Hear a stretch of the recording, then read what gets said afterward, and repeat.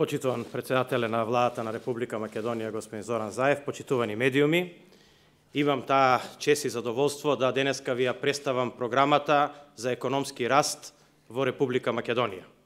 Рековме дека ќе направиме програма која што ќе биде транспарентна и која што ќе важи за сите економски субјекти во државата.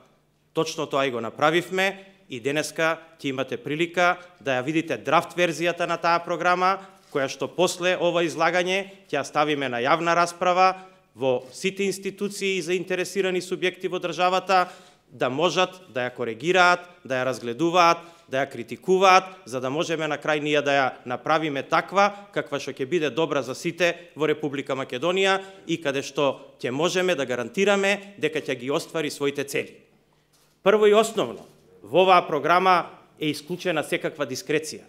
Оваа програма е максимално транспарентна и ориентирана према резултатите. Кога викаме дека е ориентирана према резултатите, тоа значи дека ќе бидат поддржани оние компании и економски субјекти кои што ќе испорачаат резултати. Тие ќе мора и ќе можат после поминувањето на фискалната година и после предавањето на завршната сметка према даночните авторитети во Република Македонија да аплицираат за оваа програма само и само доколку покажат раст во приходите, ќе потенцирам и подвлечам во приходите, и доколку покажат ненамалување на бројот на вработени. Целта е да ги поддржиме здравите компании и целта е да ги поддржиме компаниите кои што можат да испорачаат раст на економијата на Република Македонија. Оваа програма нема да важи за сите компании кои што веќе се на еден начин бенефицирани, а тоа се компаниите кои што работат регулирани дејности, лиценцирани дејности и кои што имаат добиено концесии и кои што веќе имаат пристап кон националното богатство на Република Македонија. Бидејќи не би било фер. Ова ќе важи само на оние компании кои што се изложени на слободниот пазар и кои што практично се обидуваме да ја зголемиме нивната конкурентност, за да можат да бидат конкурентни дома, но уште поважно на меѓународниот пазар. Мерките ги делам во три групи. Првата група се мерки за поддршка на целата економија.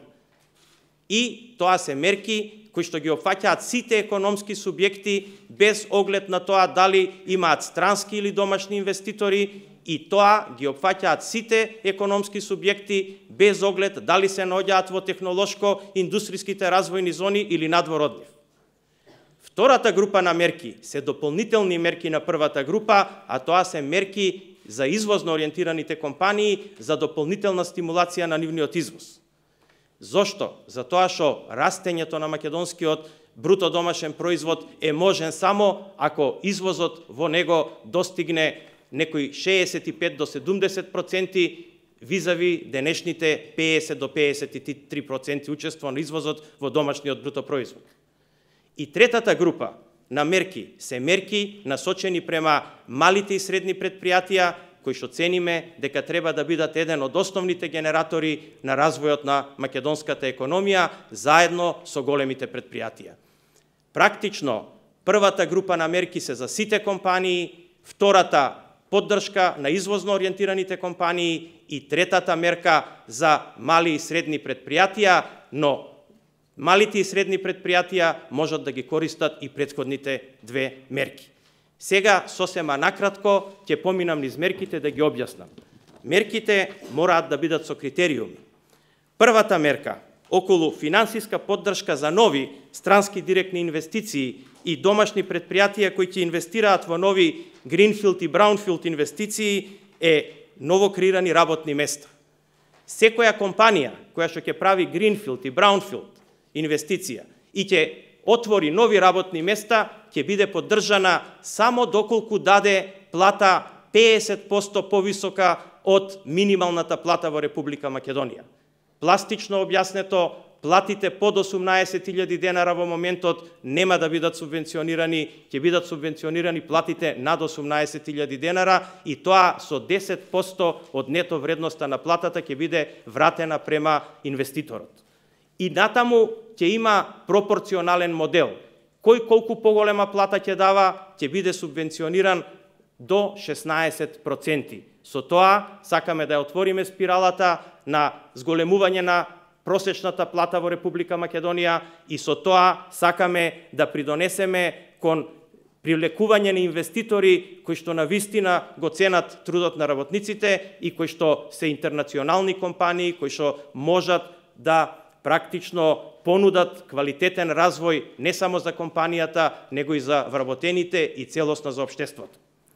Втората мерка е мерка која што води грижа посебно за високоплатените кадри.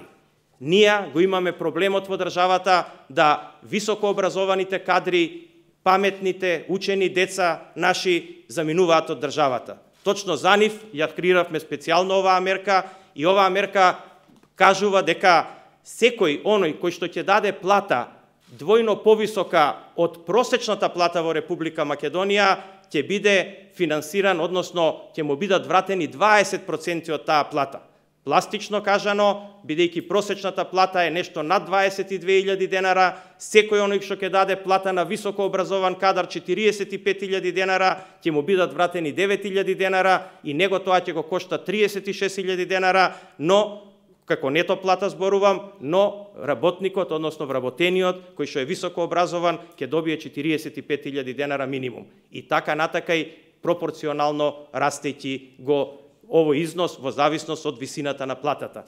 Со ова сакаме да им дадеме сигнал на сите наши млади луѓе во државата, дека водиме грижа за нив и сакаме да останат во Македонија. Сакаме да им дадеме надеж дека тие ќе имаат добра иднина во нашата држава и не треба да одат никаде надвор од нејзе за да ги постигнат своите животни идеали.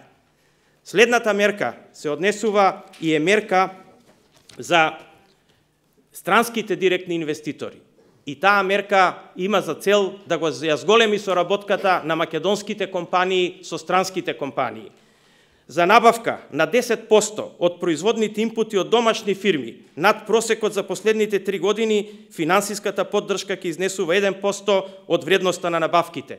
Значи, практично, секоја компанија, странски инвеститор, која што ќе соработува во поголеми мерки со домашните компании, односно влезните суровини што ги купува за нејзиното производство ќе бидат купени од македонски компании. Со тоа значи ќе се зголеми соработката, практично ќе биде субвенционирана во целиот износ на набавката. Па така, пластично објаснено, ако компанијата набавува 100 милиони евра и при тоа купи 10 милиона евра од македонски компании, таа ќе биде субвенционирана 1% на 100 милиони евра.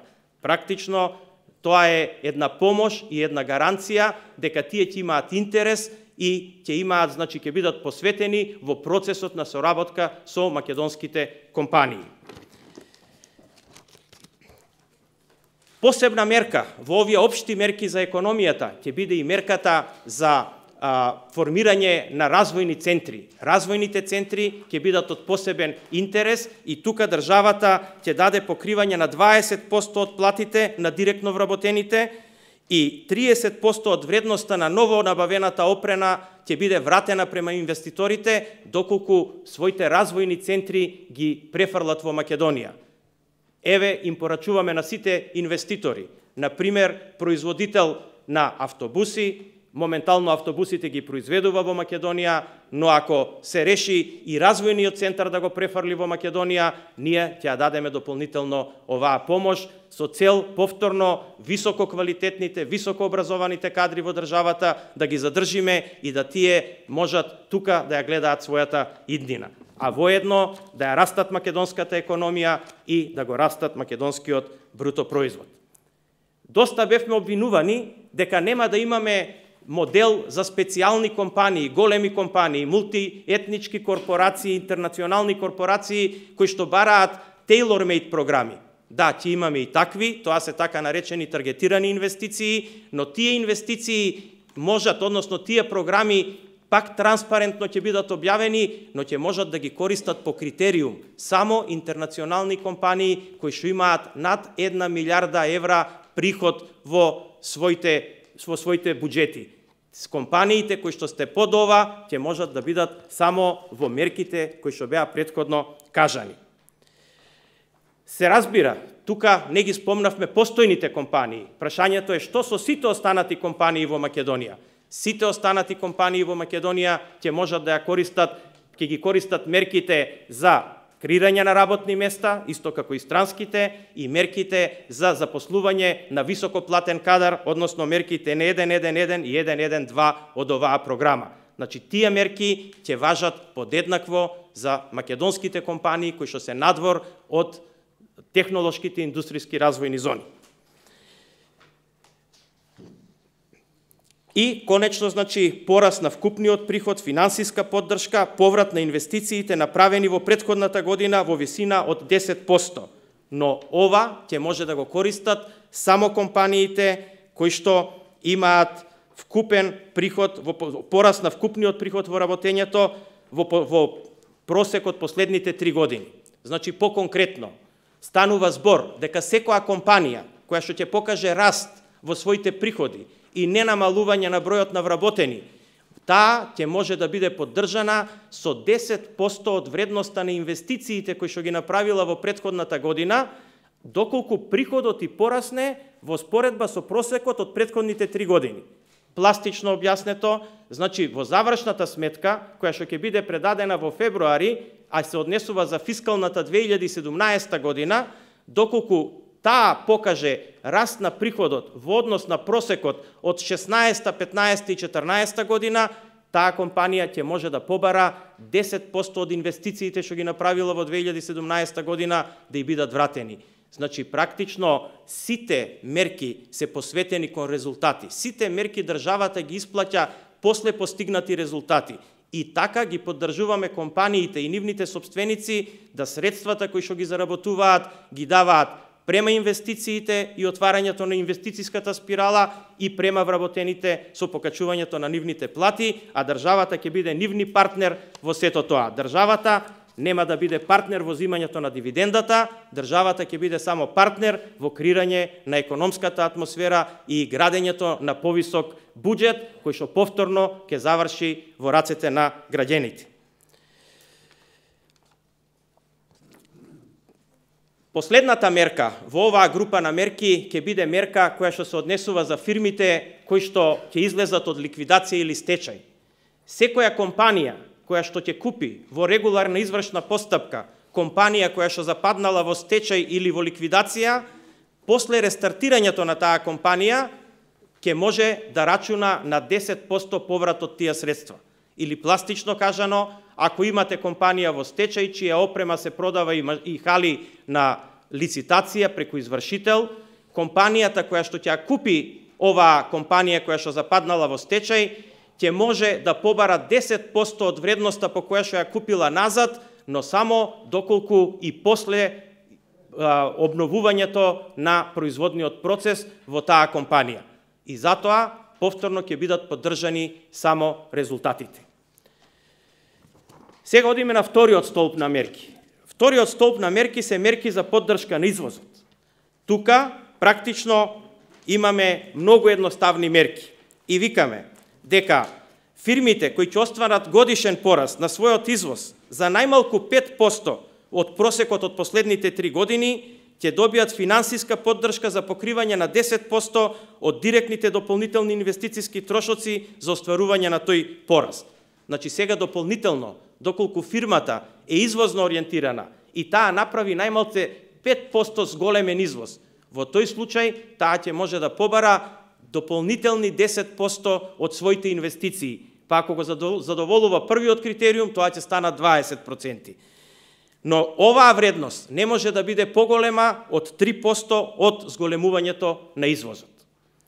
Оваа мерка има за цел директно да ги стимулира компаниите да бидат похрабри во извозот, а воедно да бидат и поконкурентни на меѓународниот пазар.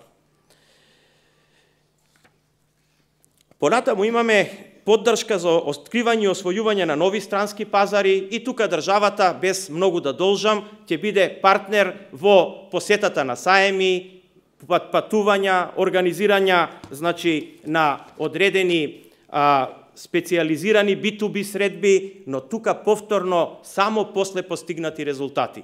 не претходно. Значи, компаниите ќе се инвестираат во тоа, но ќе бидат поддржани од државата само доколку имаат резултати и тогаш ќе можат да аплицираат за оваа мерка. Краткорочното кредитирање на извозот, издавањето на гаранциите на извозници и осигурување на извозот се мерки кои што ќе бидат поддржани од Македонската банка за поддршка на развојот, зашто на владина седница на банката и дадовме задача да направи специјална програма и тоа ќе биде предмет на специјално информирање према јавноста и вас медиумите.